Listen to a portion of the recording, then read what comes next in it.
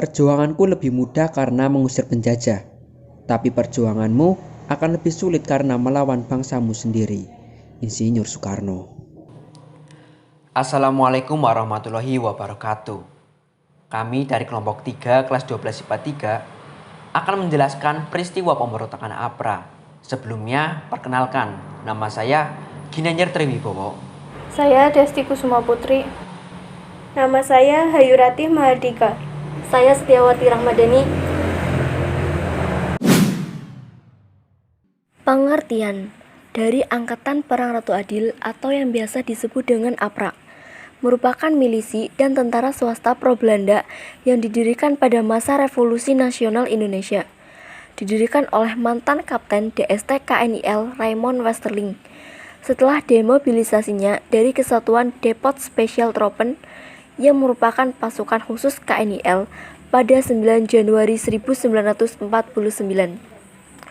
Nama APRA sendiri berasal dari bagian kitab ramalan Jawa kuno yang diramalkan oleh Jayabaya yang meramalkan kedatangan seorang Ratu Adil yang merupakan keturunan Turki. Westerling berusaha untuk mempertahankan adanya negara-negara federal dalam Republik Indonesia Serikat melawan Kesatuan Republik Indonesia yang dipimpin oleh Soekarno dan Hatta. Dianggap didominasi oleh orang Jawa. APRA direkrut dari 18 faksi anti-republik yang beragam, termasuk personel mantan gerilyawan Republik, Darul Islam, Ambon, Melayu, Minahasa, KNL yang telah didemobilisasi, Regimen Special Troepen, dan tentara kerajaan Belanda. Tahun 1950, APRA telah berevolusi dari serangkaian unit pertahanan dari pedesaan menjadi kekuatan tempur yang berjumlah 2.000 personel. Tujuan APRA 1. Mempertahankan bentuk negara RIS. Pada konferensi meja bundar yang ditandatangani 27 Desember 1949, bentuk negara Indonesia berubah menjadi negara serikat. Banyak pihak yang tidak setuju dengan hasil tersebut. Oleh karena itu, banyak tuntutan untuk kembali ke NKRI. Ada juga pihak yang ingin bentuk negara RIS tetap ada. Salah satunya itu adalah APRA, yang melakukan pemberontakan dengan menyerang divisi Siliwangi untuk melumpuhkan semua pendukung negara kesatuan. 2. Mempertahankan adanya tentara APRA sebagai tentara di negara Pasundan. Saat Indonesia resmi menjadi negara RIS, pemerintah membentuk APRIS, yaitu Angkatan Perang Republik Indonesia Serikat yang dipilih berdasarkan syarat tertentu. Jadi, tidak semua tentara di daerah bisa menjadi anggota APRIS. Oleh karena itu, banyak juga yang kecewa. Dan di dalam UUD RIS terdapat bunyi bahwa Indonesia terdiri dari 7 negara bagian. Dan negara bagian merasa punya hak untuk mengatur wilayahnya sendiri tanpa tergantung pemerintah pusat, termasuk urusan tentara. Oleh karena itu, dibuatlah APRA untuk negara bagian Pasundan yang berisi tentara yang tidak dapat diterima di APRIS. Dan mereka menyimpulkan bahwa untuk mempertahankan keberadaan APRA sebagai tentara di negara bagian Pasundan, oleh karena itu Indonesia harus tetap dalam bentuk serikat. Mereka menghalangi semua cara menjadikan Indonesia kembali ke NKRI. Seperti yang sudah dijelaskan tadi, penyerangan terhadap divisi Siliwangi. 3.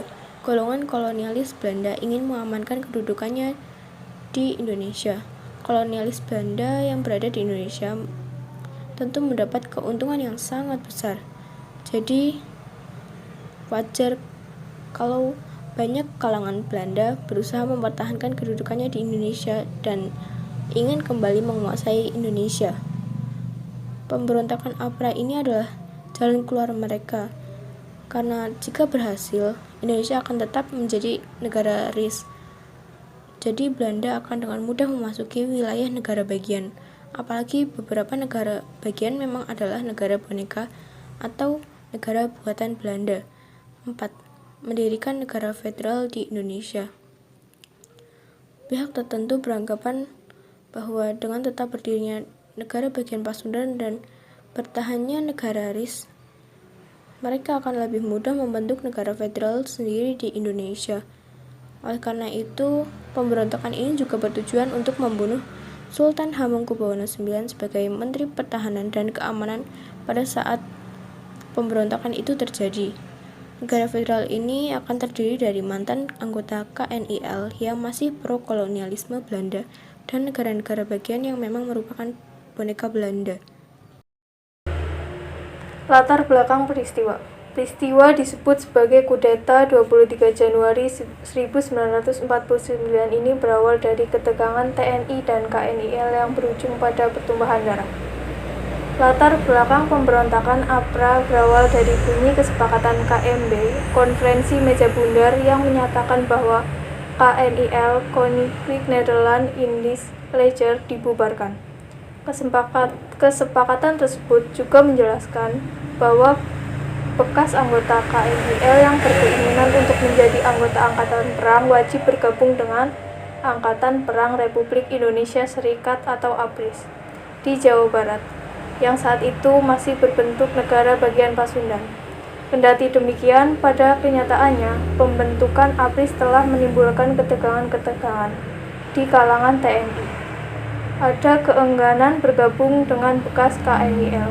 Sementara itu, bekas anggota KNIL menuntut agar kesatuan-kesatuannya ditetapkan sebagai Angkatan Perang Negara Bagian. Di Kota Bandung, bekas anggota KNIL yang enggan bergabung dengan APRIL membentuk Angkatan Perang Ratu Adil atau APRA yang dipimpin Raymond Westerling. APRA menuntut pemerintah RIS agar anggotanya diakui sebagai tentara Pasundan dan menolak dibubarkannya negara Pasundan. Tuntutan ini tidak dihiraukan oleh pemerintah RIS.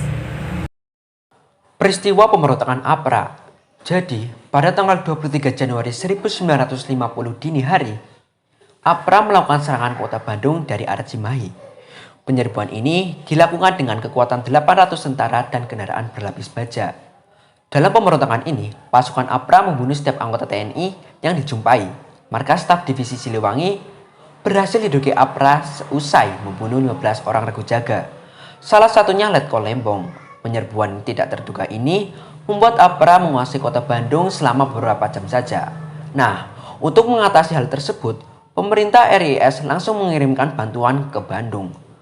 Bala bantuan itu didatangkan dari kesatuan-kesatuan polisi Jawa Tengah dan Jawa Timur yang kala itu berada di Jakarta. Di sisi lain, pemerintah juga menekankan pimpinan pasukan Belanda dengan cara mendesak Mayor Jenderal Engels agar melarang pasukannya meninggalkan markas dan memaksa APRA untuk meninggalkan kota Bandung. Operasi militer pun dilakukan dengan menangkap dan membersihkan anggota APRA serta politisi negara Pasundan yang ikut terlibat. Usai proses penyelidikan oleh intelijen ABRIS, didapati bahwa dalam pemberontakan APRA adalah Sultan Hamid II yang berada di Jakarta. Diketahui juga bahwa APRA berniat menyerang Jakarta dengan menahan Menteri RIS dan membunuh Menteri Pertahanan Sri Sultan Hamengkubuwono IX. Sekretaris Jenderal Kementerian Pertahanan yaitu Mr. Budiarjo dan Kepala Staf ABRIS yakni Kolonel TP Simatupang. Nah, akhir peristiwa ini dengan terungkapnya rencana itu, APRA beserta dalangnya pun ditangkap sebelum tiba di Jakarta. Namun, pemerintah gagal menangkap Westerling yang telah melarikan diri ke Belanda. Sekian dari kelompok kami, kurang lebihnya kami mohon maaf. Wassalamualaikum warahmatullahi wabarakatuh.